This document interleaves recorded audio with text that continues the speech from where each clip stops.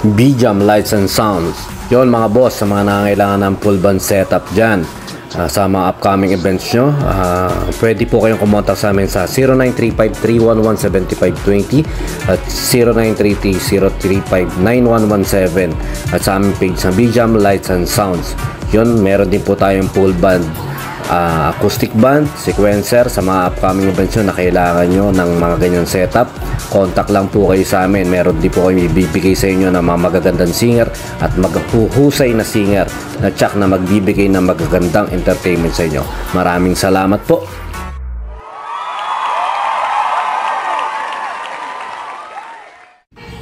Yon, good morning. Day 84 na ng ating drums papawis yan. Pinapractice ko yung plum.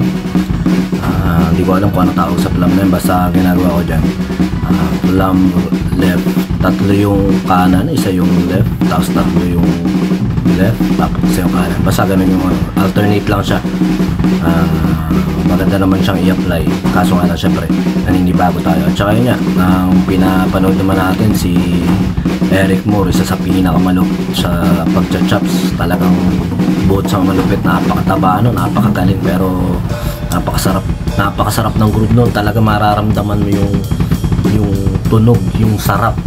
Hindi siguro kasama na rin syempre rin yung pagmi-mix nung mga drum set. Syempre mga naka-line in sila, kaya parang ang legit ng tunog eh. Ang sarap eh, yung dikit na dikit. Kasama rin talaga yun sa pakiramdam eh, yung nagmi-mix yung mix. Magandang tono ng drums, tsaka saktong-sakto yung reverb, saktong-sakto yung tono talaga.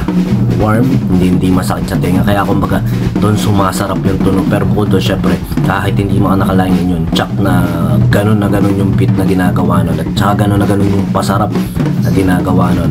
Isa sa napapanood natin na malupit niya si Eric Moore, na lupit din ng lupit din ng mga tinuturo niya, mga sinasuggest niya na pwede natin gawin, pwede natin aralin.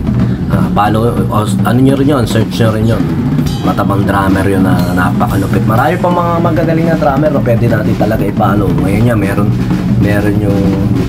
na napakabilis na ang setup niya lang, isang snare, isang kick, isang tom-tom, tapos mga cymbals lang. Yung balbasarado, nakalimutan ko pa na naman ang pangalan. Parang si 1 million, basta nakakita ko lang sa TikTok, si 1 million ba. Ang bilis ng kamay niya talaga. Talagang karaniwan sa mga kino-cover niya, mabilis talaga, nasa 250 mbpm yata. Yan, BPM. Tapos yun, kumbaga na-inspire tayo na sa bilis. Pero ayun nga, ang tugtugan naman natin hindi naman puro bilis eh. Showman yata, kaya ang kailangan natin aralin yung mga tinutugtog natin. Yan. Tsaka yan nga, meron tayong event mamaya, dalawang event natin, isa sa Apati, 60th birthday. Maraming salamat syempre sa Cafe de Apati, sa mga tropa natin yan na gusto mag-event. Yan, malaking venue. Lapit lang kayo, kontakin nyo lang sila sa kanilang page na Cafe de Apati. Tapos ngayon din, meron din tayong setup sa Malolos naman. Ni Bok, pabinyag ni Bok, si Bok Noel Cruzmat, si Antonio Noel Matura Cruz. Yan ang ating kasama mamaya. Siya yung isa sa pinakakauna-unang kasama ko sa renta. Pag may event ako dati, lagi ko siyang kasama. Hindi, naging tropa na rin, naging kapatid na rin ng turingan. Kaya ayan, sesetapan natin siya mamaya para sa kanyang Monico Uiho. Yan, nag-iisang anak. Mamaya sa Malolos yun, hindi ko alam kung saan pa yung venue, pero sasabihin naman siya sa amin, kaya malalaman ko natin. Ayun lang, medyo masakit yung lalamunan to. Hindi ko alam kung kaya yun. Hindi naman siguro kakain mo ng tubig to. Siguro may nakain lang ako. Hindi kaya masakit yung lalamunan ko. Kaya masyadong sa mantika. Pura kasi manok na kinakain ko ngayon dito eh. Ayun lang, para practice lang ng practice. Malapit na tayo matapos.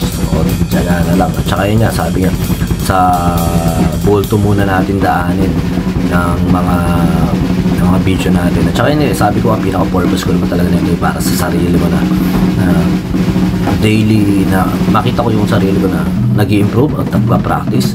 Talagang gano'n naman pag araw-araw mo ginagawa at lagi mo ginagawa, mag-i-improve at mag-i-improve ka dyan. Kaya sa mga bata na gusto talagang aralin o maumusay pa sa pagdadrums, talagang paulit-ulit nyo lang gawin para pag actual na yung ginagawa nyo. Yan, malaking bagay yan. Tsaka node kayo, kumitin kayo ng mga mahuhusay na drummer. Marami na sa YouTube ngayon, madali na mag-aaral ngayon. Isang click nyo lang yung information na gusto nyo makukuha nyo. Maglaan kayo ng kahit 30 minutes sa isang araw mag-practice o basta laanan nyo ng oras, malaking bagay yan, lalo na sa rudiments.